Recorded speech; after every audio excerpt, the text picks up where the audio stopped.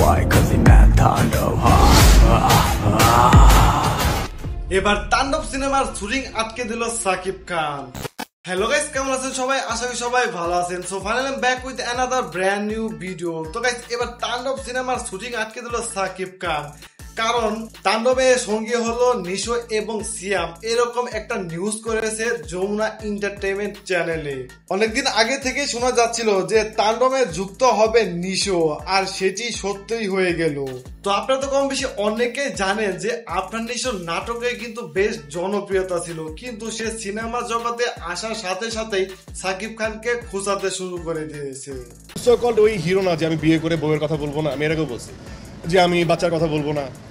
আরো বলো ক্লু, আমি যদি বুঝতে না পারি, এত সহজে তো বলা যাবে না। বাংলাদেশের সুপারস্টার, আচ্ছা নাম্বার 1 সুপারস্টার বলা হয় তাকে। আর একটা ক্লু নিতে পারবে? গেম প্যাটার্ন চেঞ্জ হয়ে গেছে না? আচ্ছা, তার 2টা সন্তান এবং 2টা ওয়াইফ।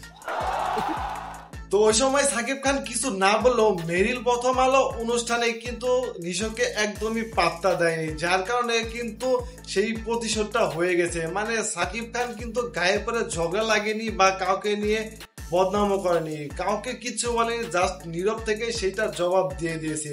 কারণ নিশোকে যে পাত্তা দেয় নাই সেইটাই কিন্তু বর্তমান পুরো সোশ্যাল মিডিয়ায় কিন্তু ভাইরাল হয়ে গেছে।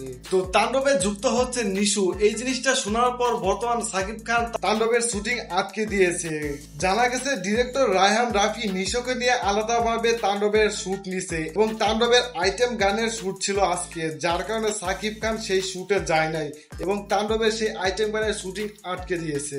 তো এই বিষয়টা আপনারা কিভাবে দেখছেন? তাণ্ডব সিনেমায় যদি সত্যি সত্যি আপনার নিশো থাকে এবং সেইটাই হয়, তাহলে কেমন হবে, বা সাকিব খান ঠিক কাজ করেছে কিনা?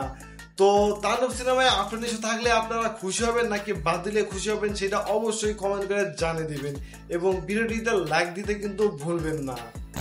গাইস, আজকের ভিডিও এই পর্যন্ত। যদি ভিডিওটি ভালো লেগে থাকে অবশ্যই লাইক দিবেন, কমেন্ট করে আপনার মতামত জানাবেন, শেয়ার করবেন এবং এই চ্যানেলে নতুন হয়ে থাকলে অবশ্যই সাবস্ক্রাইব করে পাশে থাকা বেল বাটনে বাজিয়ে দিবেন। ধন্যবাদ।